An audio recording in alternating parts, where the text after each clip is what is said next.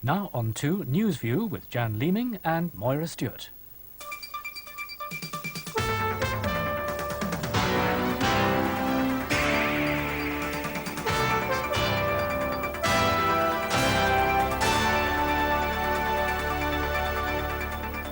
The headlines tonight. Scottish miners fight to save their pit from fire. 49 people are killed as a Brazilian airliner crashes in Africa. And England's cricketers continue their winning ways against West Indies. The headlines of the week: the death of Lord Stockton, the fire tragedy in Puerto Rico, and the safe return of Samantha Ettridge. British Coal is confident the underground fire at Seafield Colliery in Scotland will soon be contained. The main coal face opened only months.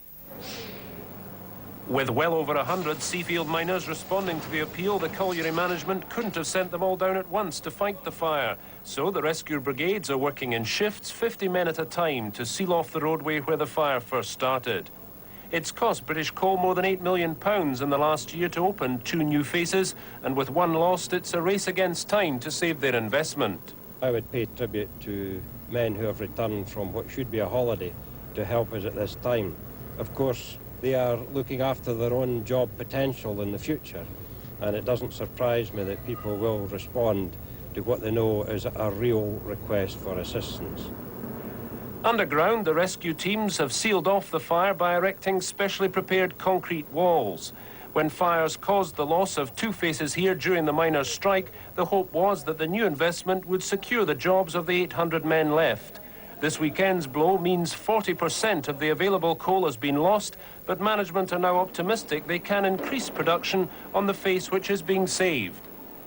An added irony to the fire risk below is the weather overhead. If the barometer stays high, that's good news for fighting the fire, because any sudden change in the weather will change the atmosphere underground, and that could fan the flames again. 49 passengers and crew aboard a Brazilian airliner were killed when it crashed in the West African state of Ivory Coast. It crashed at Banjaville, 11 miles from Abidjan, while attempting to return to the airport. The plane came down in an area of dense forest shortly after the pilot had said he was emptying the fuel tank to prepare for an emergency landing. It took French soldiers from a nearby army base an hour to find the crash site. Medical teams took even longer to arrive. One of the 2 men who survived was from Ivory Coast, the other was thought to be a Brazilian. The storms which have been battering the east coast of the United States are now moving northwards towards Canada. The combination of high tides and strong winds have left a trail of destruction and at least 15 people dead. The high seas have pounded the eastern seaboard over hundreds of miles, costing millions in damage. The worst storm for nearly a decade, overrunning flood barriers and causing mass evacuations in 5 states. Weather experts blamed a rare alignment of the Earth, Moon and Sun and promised it wouldn't happen again for 15 years. Little comfort to the thousands who left their homes and lost their property. In some areas, special shelters had been set up, but by this morning, many were able to return home. Where there'd been seawater, they found snow. The storm had dumped as much as 17 inches inland. And in the northeast, traffic accidents caused the death of at least 9 people. The forecast, though, is for a better new year, with the sun and the moon now ready to look more kindly on the Earth. President Reagan has returned to Washington after the Christmas holidays, his presidency still beset by difficulties. Apart from the investigation into the Iranian arms scandal, there's likely to be opposition to the administration's budget proposals. And tomorrow, Mr. Reagan enters hospital for an operation on his prostate. Asked on holiday if he was worried, the president put on a brave face. Really, what I'm going in for is kind of a breeze. I've been there before, so don't waste any sympathy. I don't feel ill at all. When the President and Mrs. Reagan arrived back in Washington, one resident of the White House couldn't contain his joy at their return. And if all goes to plan, the President should be out of hospital by the end of the week. In France, it's been another day of disruption on the railways, with only about 1 in 4 mainline trains running. At the Gare de Lyon in Paris, CRS riot police were on hand to prevent strikers from blocking the lines. Half the normal number of TGV high-speed trains to the southeast were operating. A bomb has exploded outside an office in Johannesburg, injuring a woman. The bomb was planted in a flower bed and went off early this afternoon. In Botswana, the authorities are investigating a grenade and bomb attack at the border town of Ramotswa. A civilian died and 5 soldiers were injured. The civilian was a woman of 72. The soldiers were hurt by a delayed action bomb in her ruined house. Botswana blames South Africa. In South Africa itself, a policeman murdered by a suspected ANC guerrilla has been buried. The sergeant, a married man of 43, was shot near the Zimbabwe border last week.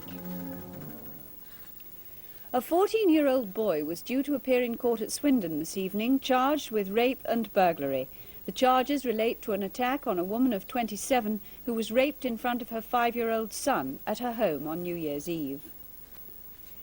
Steelworkers opposing the government's decision to close the Gartcosh steelworks in Scotland have been on the march again. Last year, 11 marchers walked from Motherwell in Lanarkshire to London to make their protest. Today, they marked the anniversary of the closure. Led by a pipe band and followed by several hundred supporters, the marchers covered a shorter distance to the Ravenscraig steelworks. The organisers say they intend to keep up the pressure on the government to boost investment in the Scottish steel industry. From midnight tonight, the cost of crossing the Severn Bridge is going up by 150%. The Department of Transport has been trying to implement the increase for a year. Haulage contractors who use the bridge between England and Wales regularly say the rise will badly affect their business costs. It cost £0.50 to cross the Severn Bridge when it opened in 1966.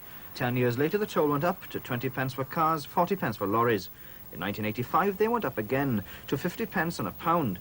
County councils in South Wales took legal action and the new tolls were suspended. But the Court of Appeal ruled in favour of the Department of Transport. Tonight the tolls go up and haulage contractors are very angry.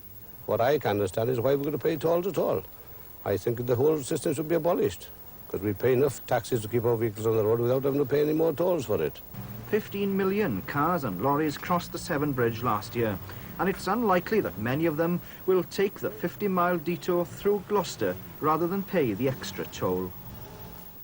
The governments of Cyprus and Lebanon have protested strongly to the Israeli authorities over what they say is a blockade by Israel of regular sea links between their two countries. The protest follows yesterday's interception by an Israeli naval gunboat of a regular ferry from Cyprus to Junia in northern Lebanon.